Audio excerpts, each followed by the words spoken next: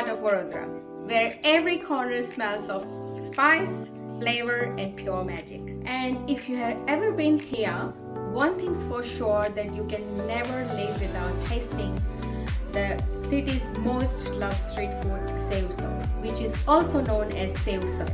It's spicy, saucy, tangy, and so addictive that one bowl is never enough. This dish is dedicated to all the Vadodarians out there, bringing those Vadodara vibes straight to my kitchen. So let's dive in.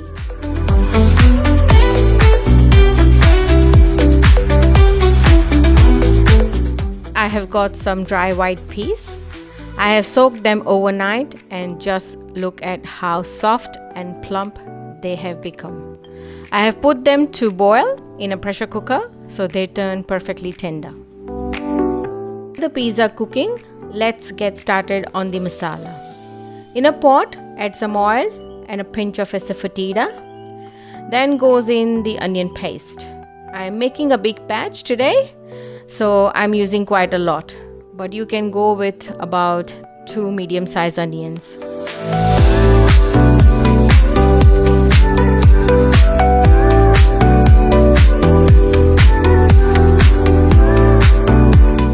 Once the onions are nearly done, add in some chopped ginger and garlic and cook it all really well.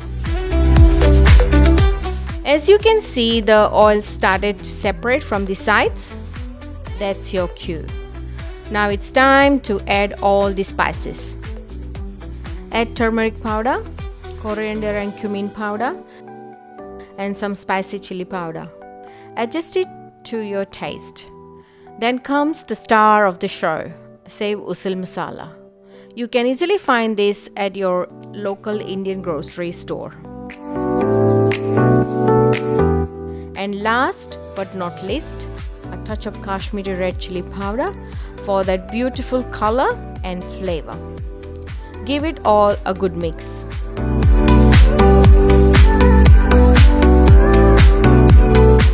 The spices are all nicely mixed in. Add the pea stock and give it a good stir.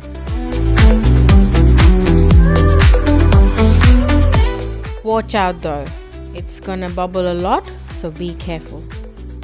Let it simmer gently on a very low flame, so the masala releases all its amazing flavors. Meanwhile, we are going to make the spicy sauce, also known as tari.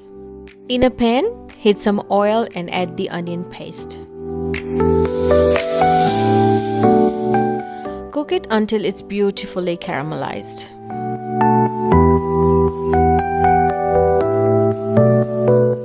Then add plenty of chopped ginger and garlic and cook that well.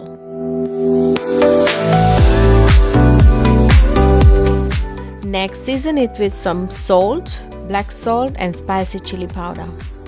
I am making this extra spicy, so I have added a lot more than usual.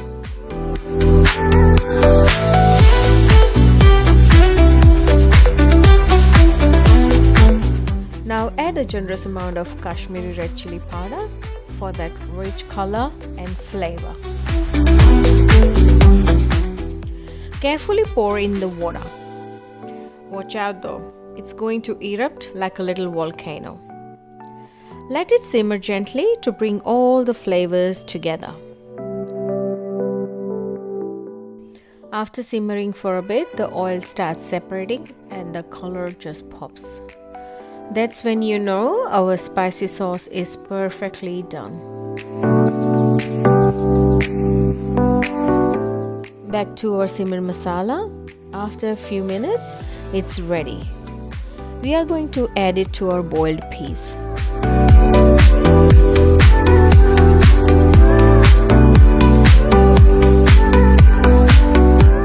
I'm also adding a little salt, and for that tangy kick, some dry mango powder. Give it a good stir and let it come to a gentle boil. Look at that. Our sevusal is ready. But hang on, before we serve, let's make a quick little condiment to go alongside and take it to the next level. In a bowl, I have got some thick gram flour save. I am tossing in chopped onions, green onions, salt and pepper, a touch of black salt and chaat masala.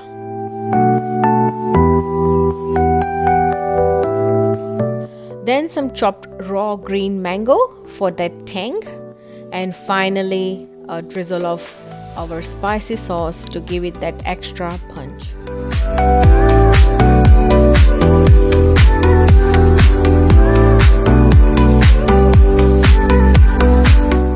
Mix everything together, then drizzle some lemon juice and sprinkle chopped coriander on top. Time to plate. I have got the pav ready, our condiment and a lemon wedge. On the sevusal, I'm adding sev, chopped onions, green onions and a little tari on top.